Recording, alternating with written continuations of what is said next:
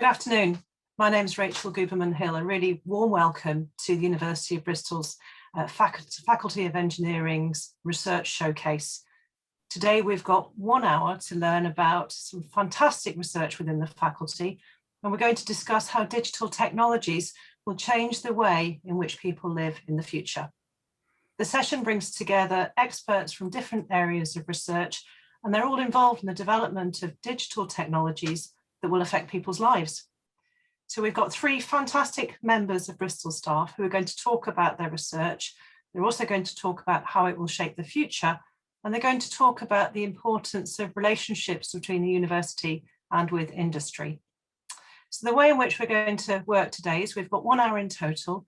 We're going to hear a brief introduction from each of the researchers, who is going to talk just for a couple of minutes, and then we're going to have a question and answer session. If you've got questions that you'd like answered by the panel, you can use the Q&A function on Zoom, and those questions will come to me, and I'll be really pleased to ask them of the panel. So we've got 3 speakers today. We have Dr. Anne Roudaut, Professor Dave Bull, and Professor Ian Craddock. And so it's my great pleasure to introduce Dr. Anne Roudaut. Over to you, Anne. Hi, everybody. So thank you for the presentation. So I'm an associate professor in human-computer interaction in the department, and I thought maybe I can briefly describe what is human-computer interaction. And it comes from a very simple idea from the 80s, in that when we build a technology for end users, we don't only build hardware, we also need to understand the human sitting in front of it. And not only the human, but all the interplay with their desire, their cognitive abilities, their motor skills, their environment, their social context, everything that comes into play when interacting with a computer.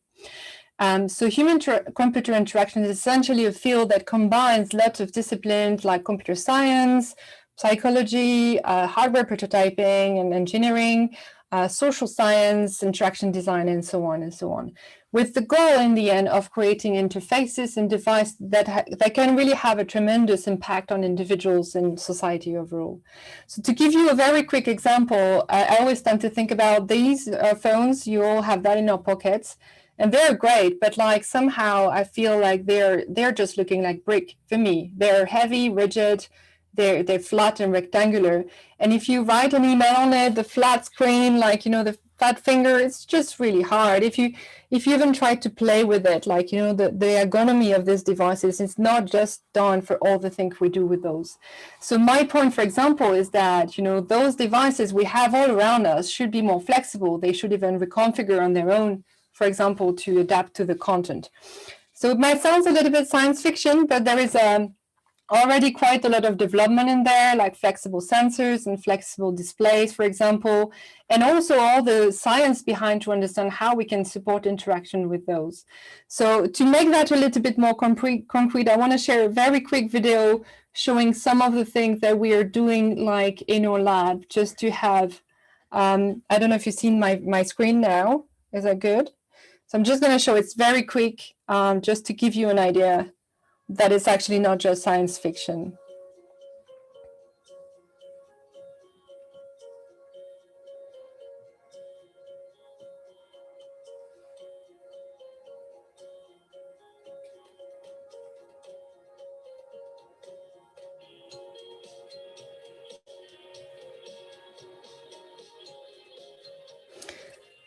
So there it is. So this is just a very brief, like very short example of like what we're doing, especially in our group, the Bristol Interaction Group.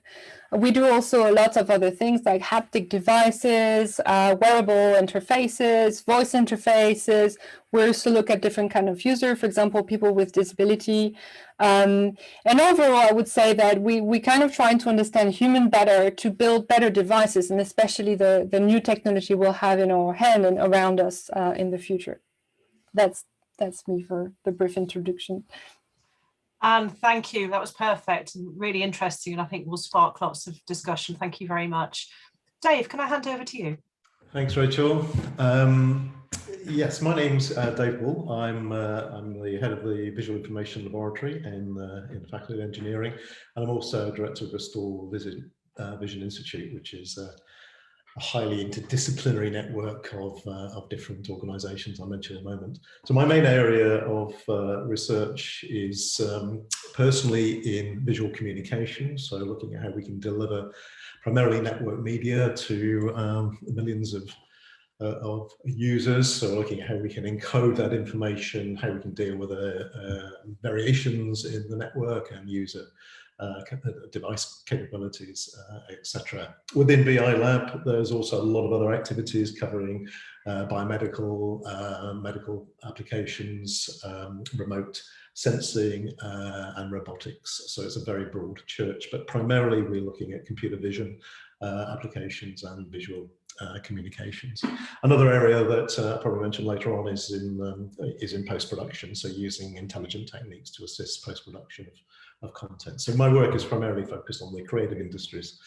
I'll mention that later as well. So in 2008, I set up Bristol Vision Institute with colleagues from biology and psychology, and BVI is, the intention was to set up a highly interdisciplinary network of researchers who were interested in vision, because we knew they existed, but they weren't particularly well networked across the university. So we've got about 160 people working on vision science and applications across psychology, biology, medicine, and the arts, and across a wide range of fundamental work and vision science. It's been really, really very successful, and over those 12 years or so, we've attracted a lot of international collaborators, a lot of major research grants, probably raising around about 60, 70 million pounds worth of research income.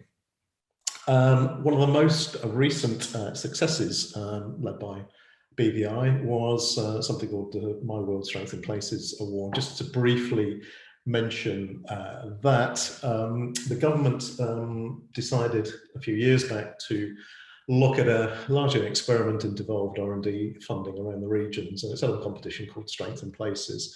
And the only rules were it was regionally based, and it was where there were strengths in both academia and industry. And they received over 280 bids for this from across the UK. They funded 7, of which we were one in the creative sector. So we're the only one across the whole of the UK. The others are in fintech and medicine, maritime, and agri-food. So My World is a program of about £46 million over 5 years in creative technologies, primarily focused in the Bristol and Bath region.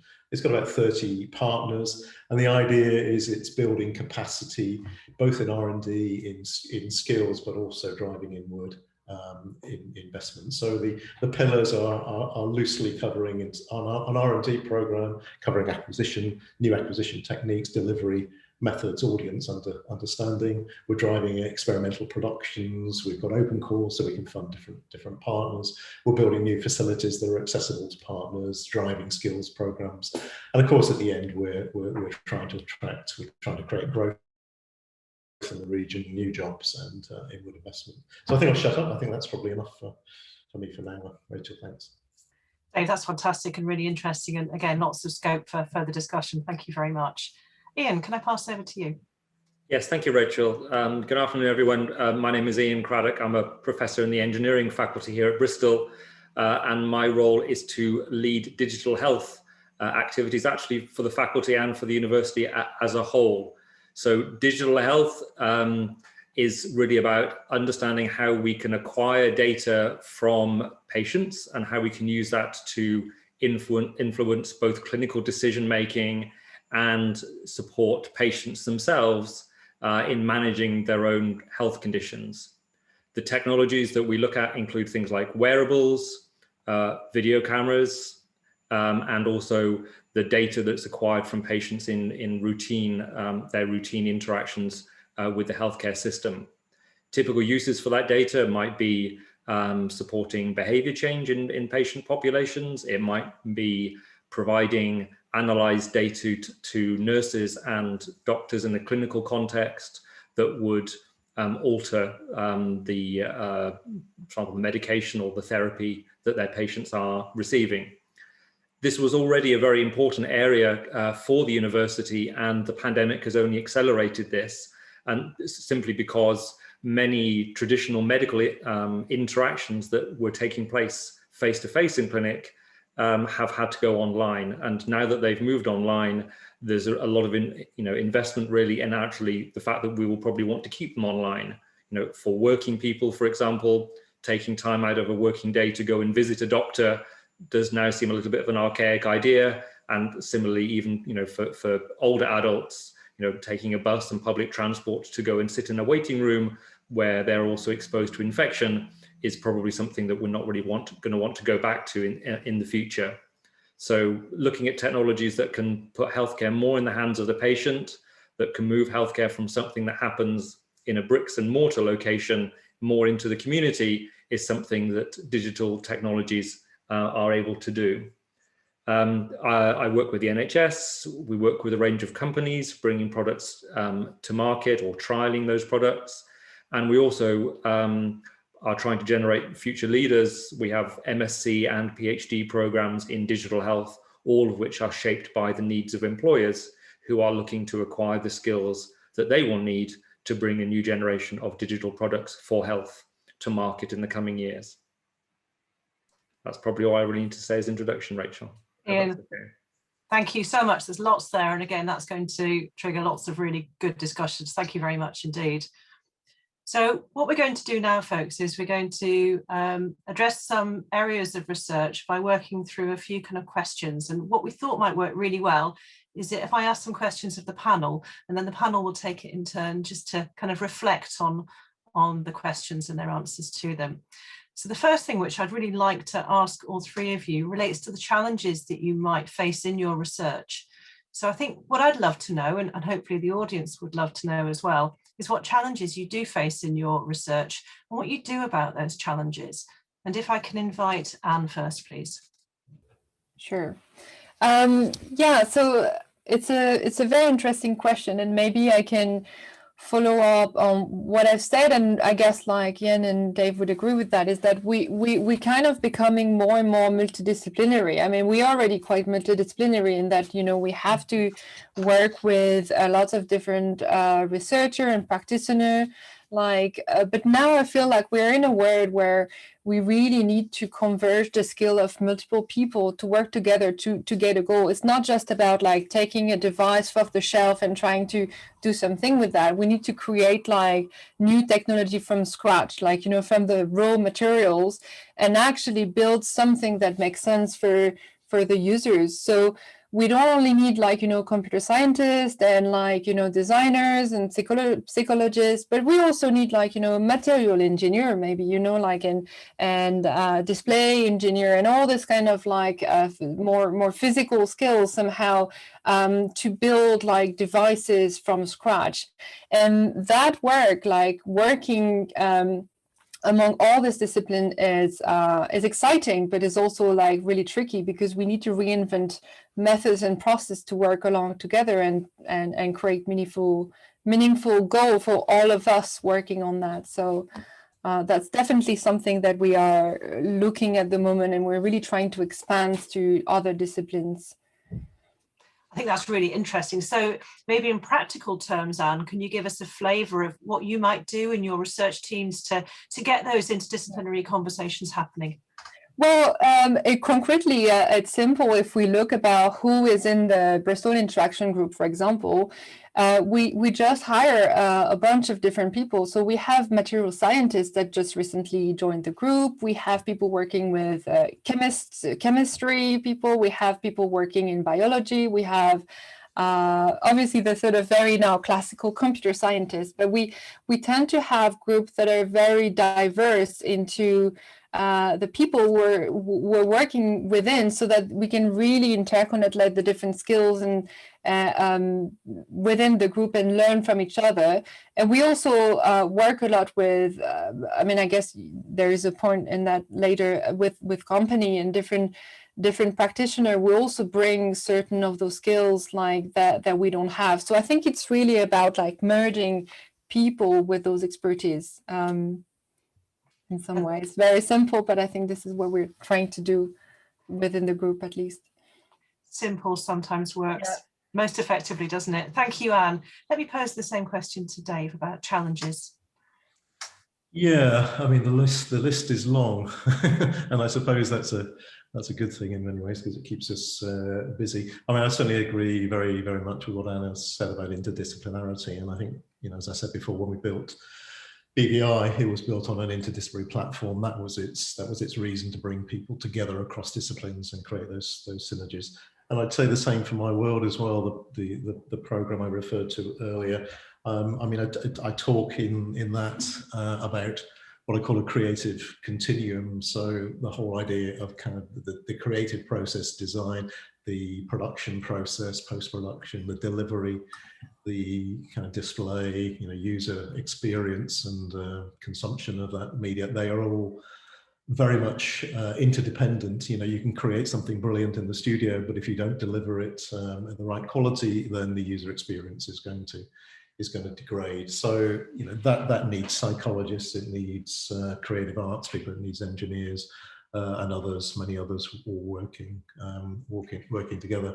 I mean, in terms of the specifics of kind of technical challenges, the whole area of network media is it's been brought to the fore very much by the pandemic and the increase in the amount that we're using online platforms and video quality is key to that. So there's huge demand for visual content, both from an entertainment point of view, from a business point of view, from a social point of view.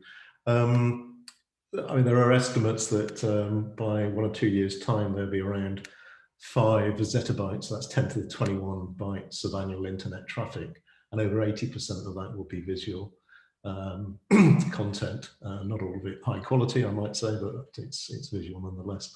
Video content, and to put that in context, it's equivalent of about all the movies that have ever been made crossing a global IP network in about 53 seconds. I mean, that's the kind of the level of content that we're dealing with. And that creates a tension between, you know, the bandwidth capacity of the network and the quality expectations of the user in terms of you know, what they're expecting to receive from a quality point of view and an entertainment point of view.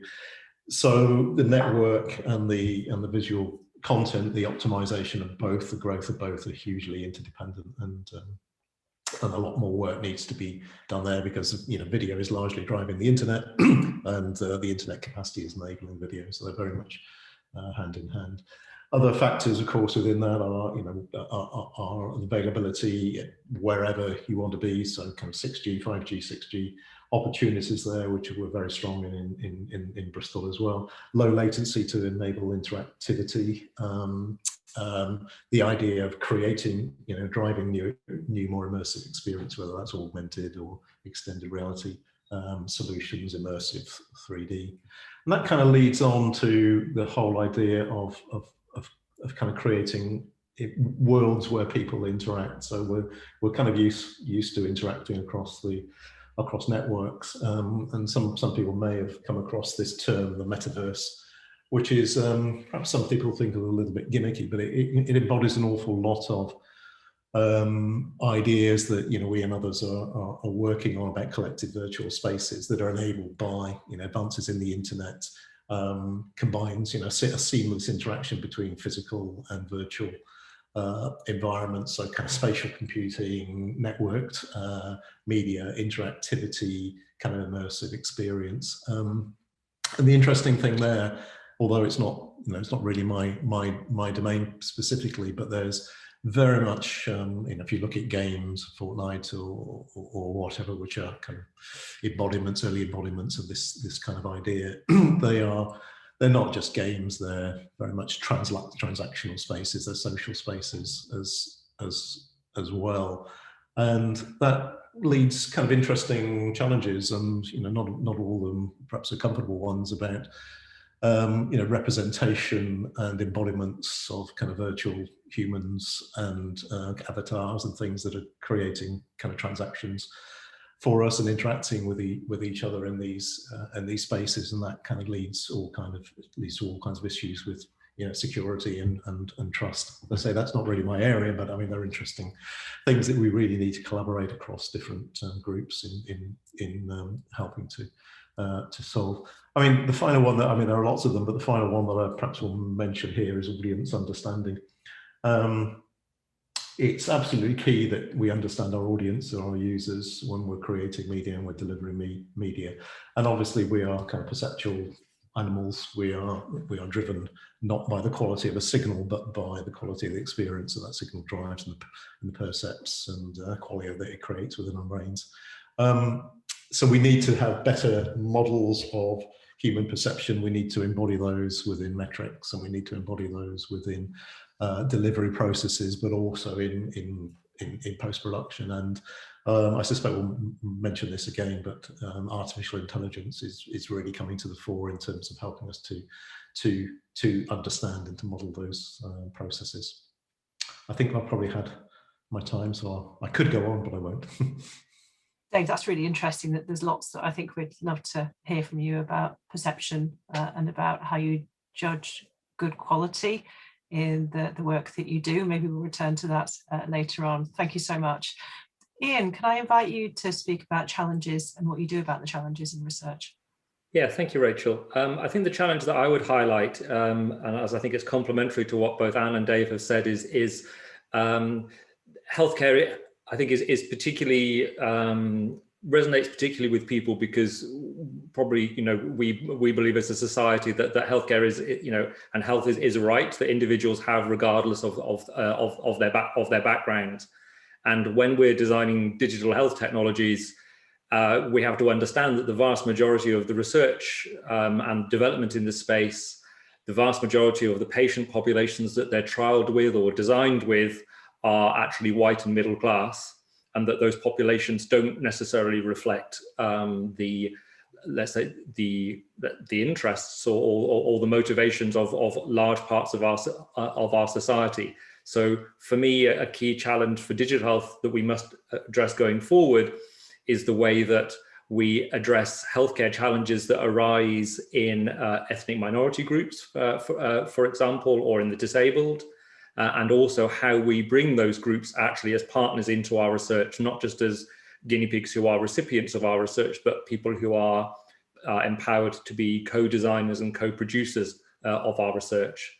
So that's a big challenge, because the reason that this happens is because some parts of our population are easier to reach for universities and for industry than other parts. But I think it's a good challenge for universities as well as for wider society to think about how we reach important parts of our population who may be very underrepresented in research. And that underrepresentation could be that their particular health needs are not regarded as mainstream or important for research, which is a form of discrimination in its own right, or indeed that their own cultural norms are not respected in the design of those technologies. And when digital health technologies are supposed to be, you know, universal, an app that perhaps anyone can download to help with a health condition, that's not just a nice to have, that's a must that we need to achieve in our research. So I think we can do a lot more in this space, and it's something that I think is a worthy challenge for the university and its partners going forward. Ian, thanks so much. I think that's a really important point that you raised there, and it actually leads very nicely on the next topic that I think it would be great to address as a group. The next topic relates to the impact of your research on society. So what I'd like to ask you is how you think your research is going to shape future society. Anne, maybe back to you. Yeah, so to answer this question, I think sometimes I'm trying to think about maybe the opposite way around, which is like what happened in the past somehow. Because if we really think about this today, you know, in many parts of the world, we have this computer. You're sitting in front of a laptop now, you're using what is called a desktop interface, you know, with all the windows, the icon, the little trash icons. And if you think about this was developed in the 80s, right? This was developed with the aim of, you know, thinking that we need like interface and technology that is really truly helping people to accomplish their task. And now in most of profession in the world, you know, we use a computer, we use that interface. And it's a similar somehow, like, you know, with now, like I said before, like mobile phone, like, you know, we feel like maybe because, you know, the industry obviously is running the show, that, you know, we have those touchscreens because, you know, like Steve Jobs created the touchscreen, but actually, like, it was existing in the 80s, and like lots of people have created research around, like, you know, how to interact with touchscreens and how to create interfaces that are meaningful for users. So we don't see that.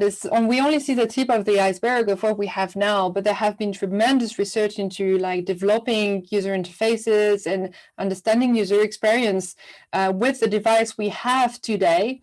And there is generally what we say, like, a 15 years gap between what's happening in research and when it actually reached, you know, like, market.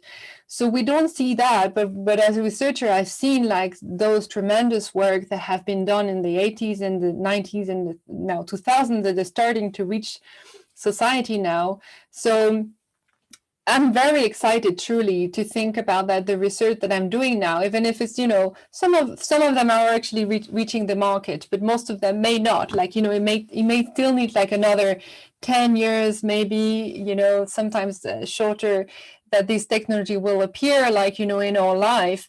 But I think this is exciting because for me, somehow I kind of see myself as a time traveler. You know, I'm trying to think about how we can really shape the society. And this is how I feel of my job as a researcher, somehow, how we can create the technology that are going to improve, impact, and make our society better somehow. So yeah, it's very blue sky vision of like the role of researcher, but that's how I like to see it somehow. And I think it's great to go blue sky, and I love the idea of being a time traveller. Dave, are you a time traveller, and how will your research shape society? Sorry about that. Yes, space, time, and many other dimensions as well. Yeah, I mean, I'm just not so much society, but kind of ways of working.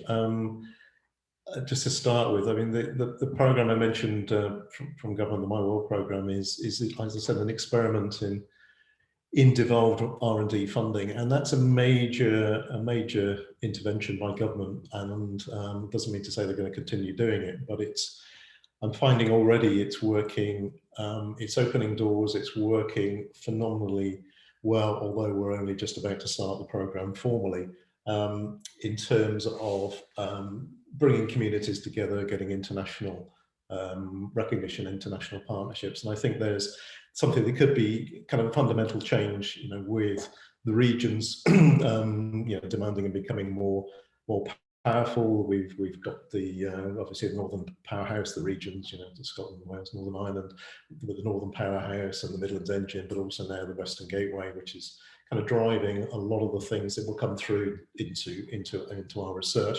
And the more that in certain sectors, not in everything, but the more it's devolved with an umbrella of kind of national oversight is, I think, a good thing. But it's you know, we'll see whether I'm correct over the next few years. I mean, in terms of kind of specific contributions to research that might impact on society, obviously what we do is related to the consumption of media, which we're using for information, for training, and for skills development, for entertainment, for social interactions, etc. So it does touch on everybody's life. And I mentioned earlier this idea of kind of perceptual models of human observers, which are very, very important, and we're currently doing some very interesting work in that, and that work has been contributed to standards bodies, and although it's not in current standards, hopefully in the next generation or ones after that, those types of tools, those types of perceptual models and optimized content delivery and metrics actually as well, will come to the fore. Complexity is another issue. It's kind of surprising that if you look at the codecs, the encoding methods that are used to deliver most of the content over the internet, they're 2 generations old. They're not the current technology in the main. They're 2 generations old. And the primary reason for that is not because they're better, but because they're lower complexity. So there's issues there in terms of complexity, and of course that knocks on into energy and you know, the consumption and sustainability of the businesses, and the use of energy in data centers, which is a major area of concern in some areas. The other area, I think, we will influence again in the creative sector is very much in terms of enhancements and workflows that relate to the way content is produced, not just delivered. I mean, just to give you an example, people may not realise this, but about half of the world's natural history filmmaking content is produced in Bristol. So things like Netflix's Our Planet is a Bristol production. Not many people know this, but Netflix had a presence in Bristol, and we have a long-term relationship with them. But also for Disney, Nat Geo, Discovery, Apple, etc. Content. A lot of this content has been made in Bristol, and those organisations are demanding more and more challenging content.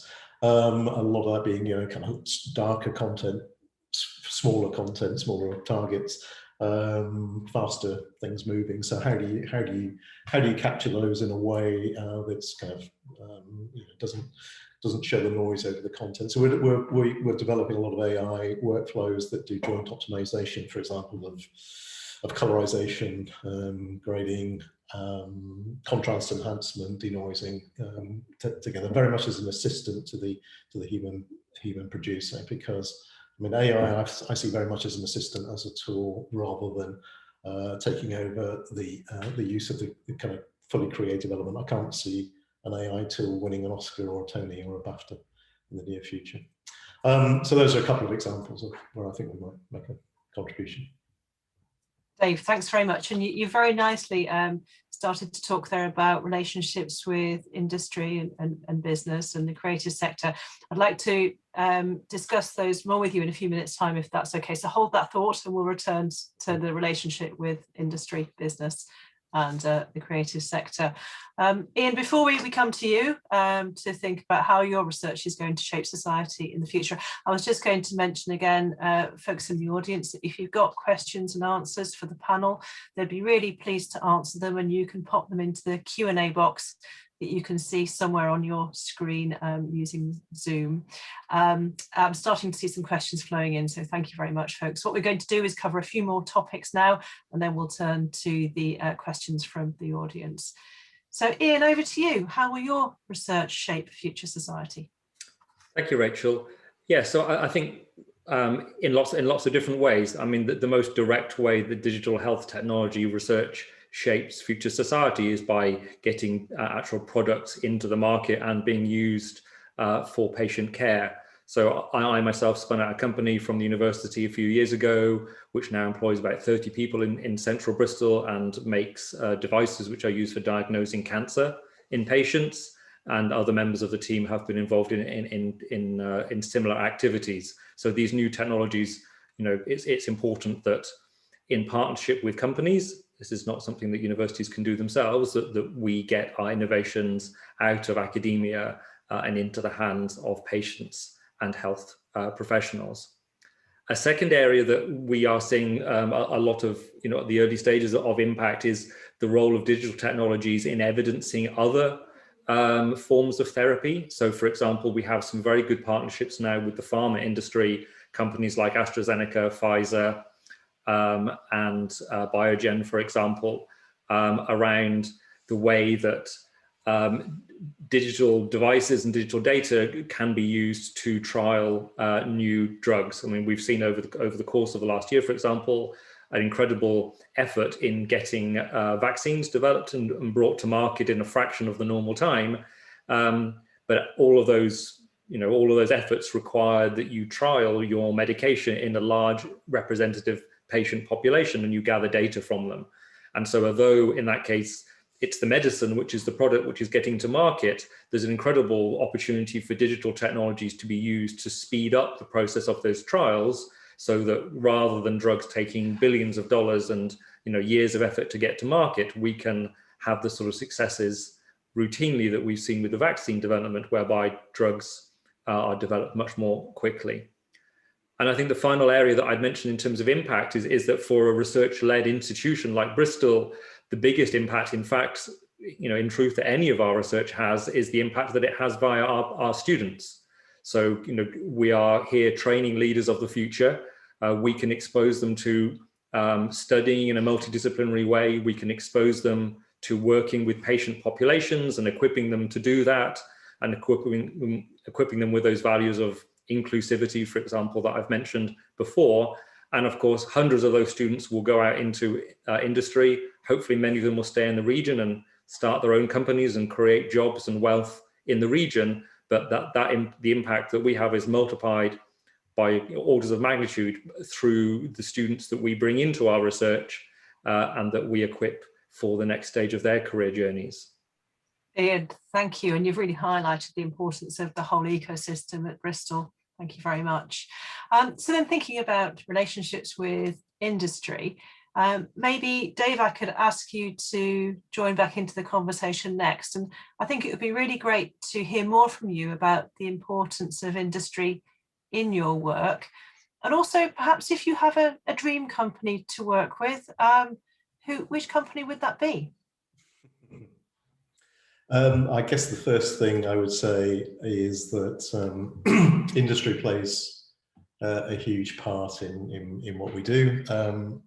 Not everything we do is collaborative. There are advantages in some cases of doing things independently and doing the more fundamental work, but the majority of what we do is challenge driven, and those challenges are known by key industry partners as well as by anyone. So we do work with a range of major international partners. I mentioned one or two already, but we're working currently with NTT, with Tencent, with Netflix and YouTube and Google, and obviously people like BBC and BT in the UK.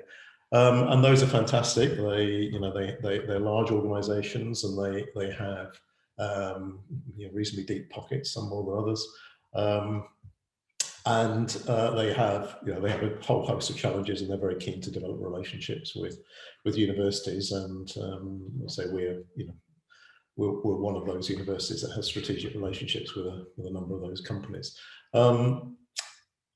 One of the key things that's probably worth mentioning is that the types of companies, especially in the UK, but it's true for other places in the world as well, in the companies in the creative sector have very, very different kind of makeup than perhaps those in manufacturing or in other domains, in the sense that many of the companies are SMEs and many of them are micro businesses. There's a lot of independence, and there are relatively few large companies. And one of the things that led to my desire to collaborate with local industry through the My World program was that I realised that all of our funding was coming from West Coast or other parts of the world, or big companies in the UK, which is understandable because they've got deep pockets, they can look over the horizon. But there are a huge amount of talent within our region, and those were not being supported by their local university. So, and then along came the Strength in Places program, which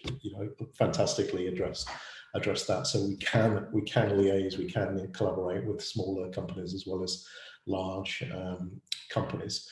So we can embed that culture of R&D in those small companies, because they've got huge talent, they just don't have the resources naturally to do that. So that kind of promotes growth, it promotes R&D collaboration, it promotes their use of development and use of accessible facilities, and obviously knowledge sharing, as I've mentioned before. And all of that kind of drives capacity, it drives innovation, partnership, attracts inward investment, and ultimately obviously leads to hopefully new jobs and growth for the region. So to me it's about international partnerships, but also a local focus for the industry.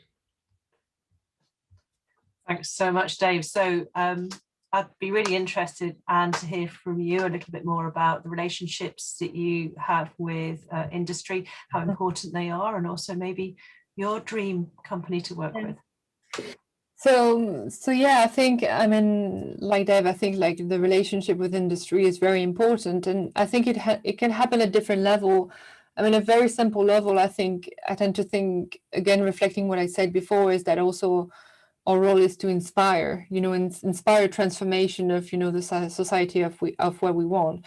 But if we want to make that happen as well, I was mentioning about this gap between research and consumer market. I think we need to work hand in hand with companies that are running some of the show, like companies that are working with interactive technology and new materials. So we do work with some companies such as, like Microsoft Research, and we've had some local company as well. We work like that are creating some actuators and sensors and sort of devices. But I think I'd like to see that link a little bit stronger with company. Like maybe we can see like, I'm very close to obviously material engineering, and they have very strong relationship with companies such as, car industries and, aeronautic. And I think, we could have stronger link with those kind of company to really, fuel the transformation that we want the society to have and to see happening. So that's one part of the question. Another interesting direction that we're also working in our lab is the idea of like more like open source type company, like maybe like MakerBot, like, this company that created proposed that 3D printers, fabrication tools. And it's really like also a trend that we are really trying to explore within our group, in that we want to sort of like, somehow give the power to the end users about what they can create, and really personalize and customize the technology. So I have here, for example, in my office, like a small 3D printer here, and there is more and more of those like in everybody's home. And it's really something we foresee, to have more tools that you can create your own devices. Let's say you need a specific, device because you have an motor impairment, or you have like, a certain disease, or you just need like a device of whatever shape. You can just like have this device at your home that can create like plastic and electronic and some display material, and you can create something customized to your own need. And that's really kind of a sort of a new flavor, because it's not really, it's about creating companies, but like to give the power to the end users to create and customize their own device. So there is more and more of those, like of this do-it-yourself community, and this is also something that we are really trying to push within our group. And thank you so much. It's great if you're developing it in your group as well. Ian, over to you. The importance of industry and a dream company. Yeah, thank you, Rachel. Of course, working with industry is important, and I worked in industry for many years myself, and I think, I would regard, industry and academia as forming an ecosystem. There's often the right place for a piece of research, and it might actually move between academia and then be continued in industry, or industry are often able to articulate the problem. They're there on the ground, they have real customers, they have real needs, and so the ability of industry partners to bring important, significant, meaty problems to academia is really appreciated. So we do work with a very wide range of companies, both from the technology and the health sector, and I think there are a couple of ways that we particularly like to involve them. So first of all, I very much appreciated the involvement of industry in shaping the digital health degree programs that we offer. And actually in an area like digital health, which is multidisciplinary and emerging, that's actually really important, because in a more kind of traditional or well-established subject area, we know what the skill set is that's required. We know what a geologist needs to have in their training. But in an area like digital health, we don't. It's a field that's evolving very rapidly, where we have both changes in technology, changes in clinical practice, changes in the regulatory environment, and as academics, we're somewhat removed from that environment. So I've really appreciated that we have so many people from industry who are on advisory boards for our degree programs, who can tell us that the teams of people that they need for their product development and their R&D, what the skill sets that we need to be giving them, and playing a role in actually shaping the curriculum very directly on the digital health degree programs that we run. So I think that's one answer to your question, that dream company, the people who are in a position to articulate the needs of their sector and of companies like them in terms of future recruitment. And the other type of company that I enjoy working with are the people who are really bringing very new and disruptive technologies to market for health. And often, they know that they need academic input there. I mean, it's, if you're bringing a new technology to market, it's not enough for the vendor to say that it works.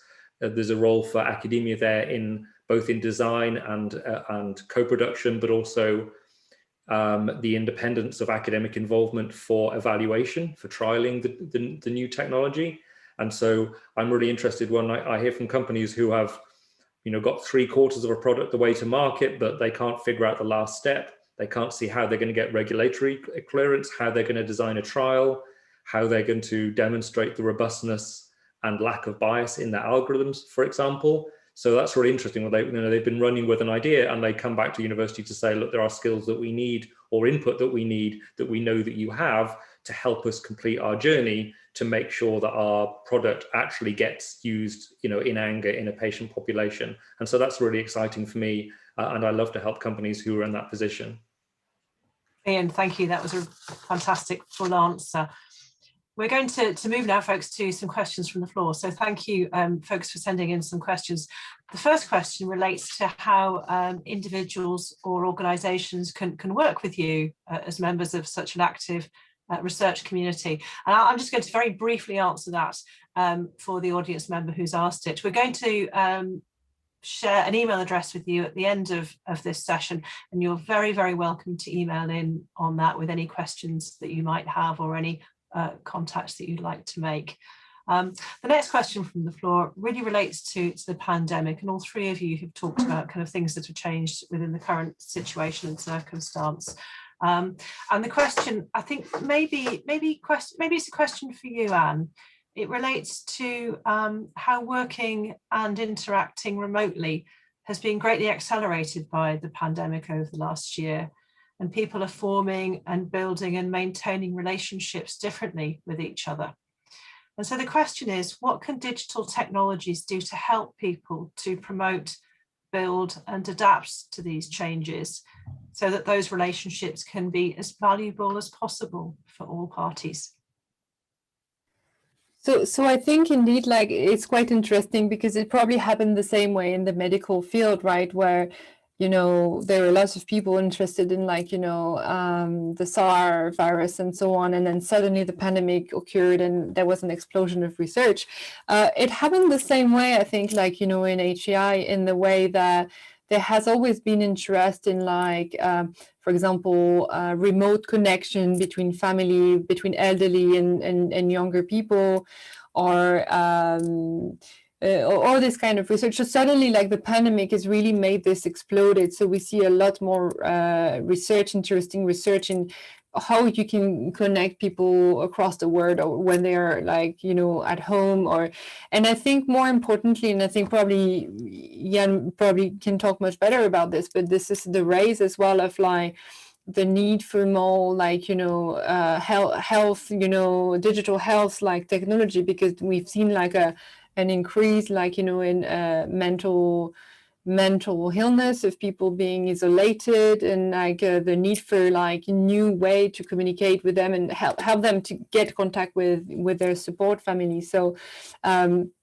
obviously, Ian and I are sort of we have lots of work in common, but we're also really trying to think about how we can develop new technologies that can really help people self-medicate somehow, caring about themselves. One very simple example is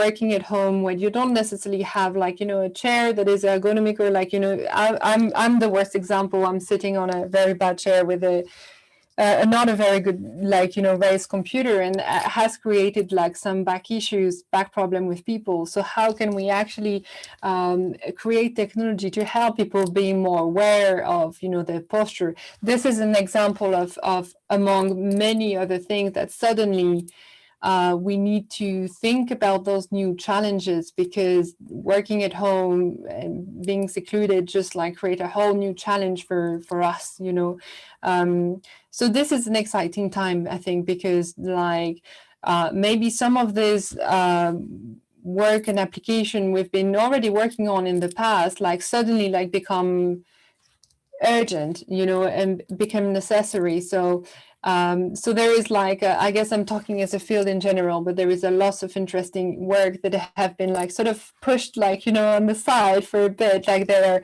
reopening again. And so for example, I've just talked about, we had like a couple of months ago, a really great talk by Bill Gaver, who is one of the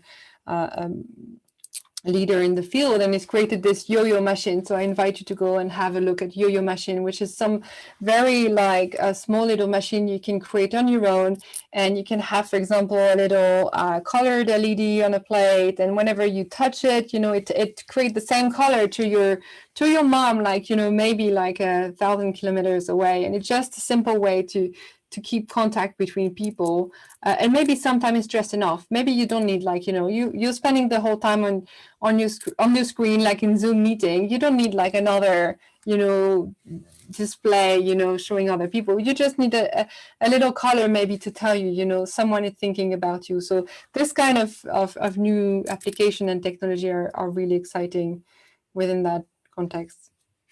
It's a really exciting future, isn't it? Thank you, Anne.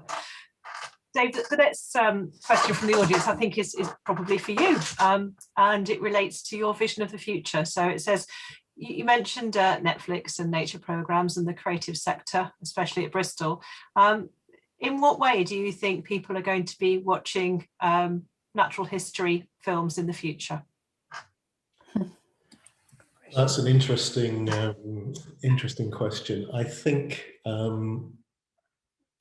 there are two answers to that. I think the production quality of highly produced natural history content is not going to go away. I think the value in having content that experts, both in terms of natural history experts, but also creative experts, and some of them are very much leaders in their field, and as I said, they do exist in Bristol in large numbers. So I think that kind of straightforward produced hour-long documentary is it's going from strength to strength. So that's the first thing. And the demands from it's a genre where as many of you will know, it's not just BBC who were a driving force of the Natural History Unit, but it's spurred many companies within the region, and a lot of those work with the large players like Apple and Netflix and Disney and Nat Geo and Discovery and many others. And those companies are, as I said, are demanding a lot more. They're demanding more of the technology. Perhaps less so in terms of if the questioner was thinking more interactive kind of experiences. Probably not demanding that at the moment. However, I am aware, I can't go into too much detail as to why I'm aware of it, but I am aware of engagement in different types of experience that relate to natural history content in terms of more immersive, augmented reality, kind of interacting in virtual environments, so creating large worlds where we are interacting, both physically within a space with animals. So and this type of thing is being used used more and more in terms of production. I mean, for example, people may be aware of the Mandalorian, the Disney series, which used something called virtual production. So rather than using green screen technology, it was using LED walls, so creating effectively you are in a large gaming world. Now that type of thing is being used more in natural history, For example, coincidentally, tonight, I think it's 9 o'clock, Channel 4, there's a program, I forget the actual title of it, it's called Lucy. It's about a chimpanzee who was raised as a kind of like a human. I'm not sure of the details of the story, but actually it was, a lot of that was produced in Bristol, and a lot of that, I'll be interested in the audience experience of it, a lot of that was based on virtual production, so the backgrounds are in that area. So yeah, I think slightly different production techniques, but also engaging in more immersive experiences to perhaps perhaps experience animals that are no longer they were extinct, they're no longer with us, walking with dinosaurs type things. Yeah, I think that may come. Well, sounds very exciting. Thank you, Dave. We've just got time for one very brief question, and Ian, I'm going to put the question to you and ask you to be super brief in your answer, please, which is about the move online since COVID, with online appointments and app use. How do you see this developing further? I'll give you 60 seconds. Okay, so I think we've seen a short term and something of an emergency response to people trying to replace physically delivered clinics with remote consultation. But I think what that will have done, or what that has done, is kind of overcome the inertia of organizations like the NHS to doing things online. I mean, we've seen banking, we've seen, every shopping, every aspect of our lives go online over the last 10 years, and healthcare was kind of the one that was conspicuously absent.